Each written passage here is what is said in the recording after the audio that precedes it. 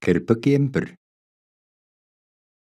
Баяғы өткен заманда бір хан өмір сүріпті. Ол жер бетіндегі адамдарды менсінбей, олардың қалау тілеуіне онша көңіл бөлмепті. Содан кейін оған шайтан үйір болыпты. Сөйтіп жақындаса жүріп, хан мен шайтан достасып кетіпті. Бірде әңгімелесіп отырып, шайтан өзінің құдіретін көрсеткісі келетті ханға: «Достым, не қаласаң соны сұра, айтқаныңды орындауға әзірмін», депті мақтанып. Мұны естігенде шайтанның қолынан келмейтін ештеңе жоқ екенін білетін хан ойланып қалады. Өйткені кең дала, аспан асты түгел шайтанға қарайды екен. Хан соны өзі иеленсе, байлығым да абыройым да арта түседі деп түйеді іштей. Осы орайда хан ықыласы ауып отырған шайтан досының шүлендігін пайдаланып қалғысы келетті. «Өзің білесің досым, менің халқым мал бағат. Онысы ішсе асы, кисе киімі. Осы күнге дейін жер тар боп келіп еді, маған төлейтін салығы да аз. Маған кең өріс керек. Сондықтан қисаң кең жазира даланы бер», депті. Айтқанын орындауға уәде беріп қойған соң, шайтан да болса сөзінен қайта алмай ханның қалауын орындапты. «Қалауың болсын», депті де, жер бетінде даланы күзетіп жүрген өзінің қарауылдарына аспанға шығып кетуге бұйрық беріпті. Жалпақ дала иесіз қалыпты. Хан сол даланың бір шетін иемденіпті. Бос жерге басқа адамдар қоныс теуіпті. Сөйтіп адам баласы жалпақ далаға ие болады да мал өсіріп өмір кеше бастапты. Бір күні шайтан досы ханға қонаққа келіп ішіп жеп болған соң қайтуға қамданыпты. Сонда хан досының бір қалауын орындауды мақсат етіпті. «Ал досым», депті хан күлімдеп, «менің қалағанымды сен орындадың. Не қалайсың, өзің айтшы. Айтқаныңды орындауға мен де әзірмін». «Олай болса», депті шайтан қуанып, «сенен өтінерім мынау: ай мен күнді маған бер». Шайтанның тілегін естігенде ханның үрейі ұшады. Не дерін білмей сасқалақтап қалады. Ай мен күнді шайтанға бердім десе, ол алып кетеді. Сонан соң жер бетін қара түнек басады. Бермеймін десе, досының көңілі қалады. Өз сөзінен қайтқан болады. Қабырғасы қайысқан соң сылтау іздейді. «Ат берсең аулыңмен ақылдас» деген емес пе досым? Сенің қалауың жөнінде ел жұртыммен кеңесіп хабарын өзім берейін, депті.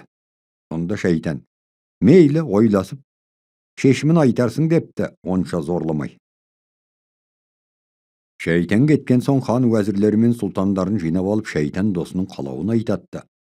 «Дос болса да қалағаны қиын тиіп тұр», депті қиналып.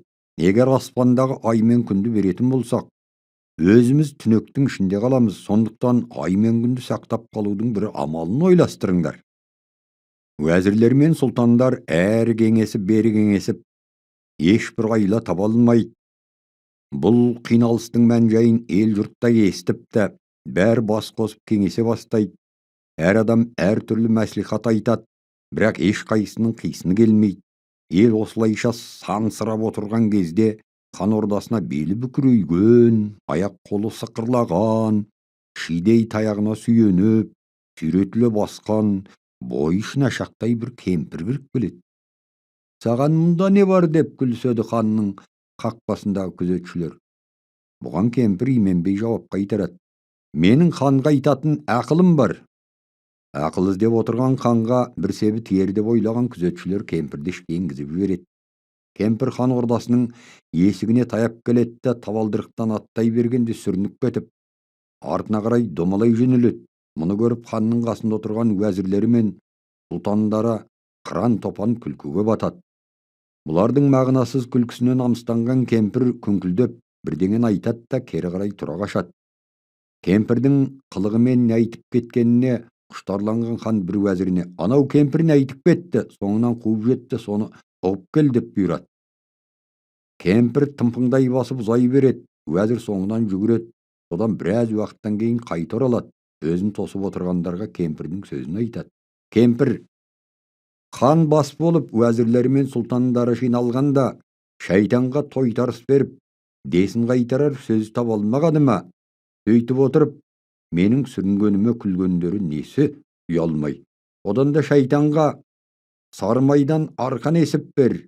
Malımdı matayın. Bulduragan sağımdı stop ber. Ay men künsüz oturganda ermek eteyin demeymi?